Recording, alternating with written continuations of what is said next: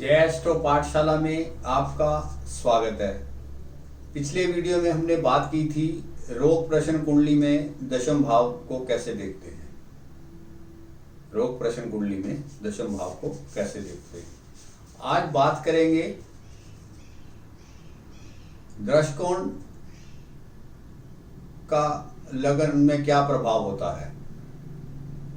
दृष्टिकोण से जो हमारा D3 होता है उसका लगन पर क्या प्रभाव आएगा, उदित लगन पर, उसके बारे में बात करेंगे। रोग प्रश्न कुंडली के बारे में, रोग में उसका क्या रोल होगा। जैसा कि आप जानते हैं, एक राशि के 3 दृष्टिकोण होते हैं। पहला दृष्टिकोण 0 डिग्री से 10 डिग्री, दूसरा दृष्टिकोण 10 डिग्री से 20 डिग्री, तीसरा दृष्टिकोण 20 डिग्री से 30 डिग्री। एक राशि को 3 हिस्सों में बांटा जाता है।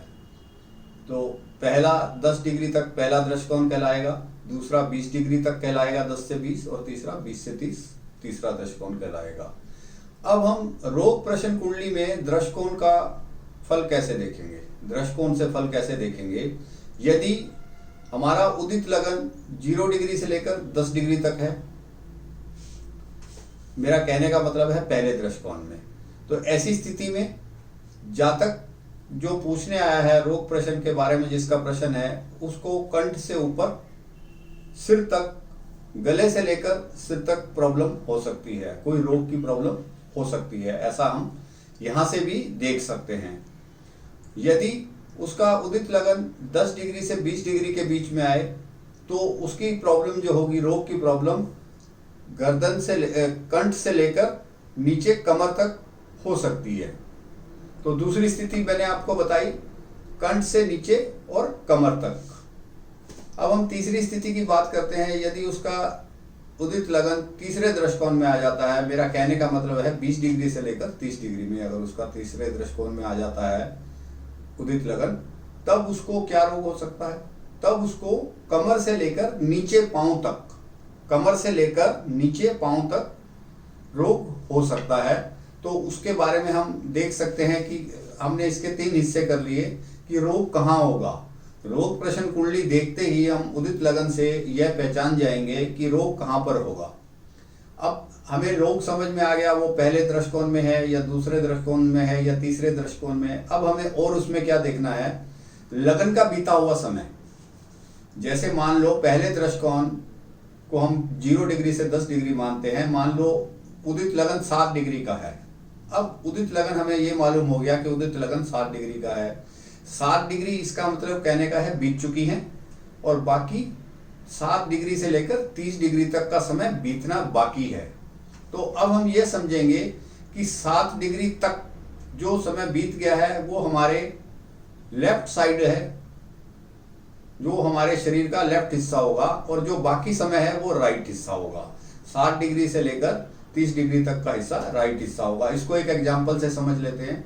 जैसे मान लो किसी जातक की कुंडली में रोग प्रश्न में उदित लगन 7 डिग्री आया, तो 7 डिग्री का मेरा कहने का मतलब है कि उसका जो रोग होगा दाएं हिस्से में होगा, क्योंकि 7 डिग्री तक वो बीत चुका है। जितना बीत गया वो बायां हिस्सा, और जो बाकी है 7 डिग्री से लेकर 30 डिग्री तक वो दायां हिस्सा।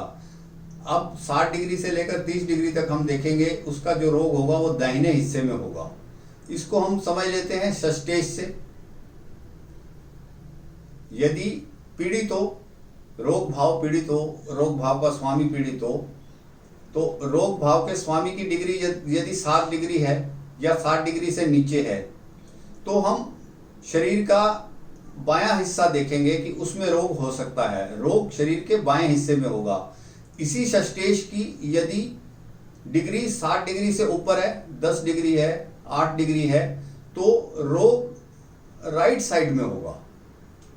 तो हम इससे दृष्टिकोण से यह भी समझ लेते हैं उदित लगन से कि जो हमारा रोग कौन से हिस्से में होगा और कौन से हिस्से में राइट होगा या लेफ्ट होगा, यह भी हमें पता लग जाता है।